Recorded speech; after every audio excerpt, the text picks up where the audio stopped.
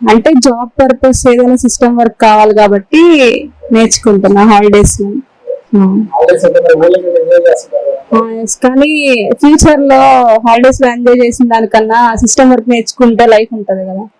Unless office చేయడం, typing, data entry system, internet, typing, DSA course మనం తీసుకున్న కోర్సుని బట్టి పైథాన్ అన్ని నేర్పిస్తారు, లాంగ్వేజెస్ కూడా నేర్పిస్తారు. పైథాన్ నేర్చుకుంటే మంచి ఫ్యూచర్ ఉంటది అన్నారు. సిస్టమ్ వర్క్ వెళ్ళాలనుకున్న వాళ్ళు లైక్ బీటెక్ అయిపోయిన తర్వాత సాఫ్ట్వేర్ కి వెళ్తే పైథాన్ ఇలా నేర్చుకుంటే బెటర్ అని నాకు.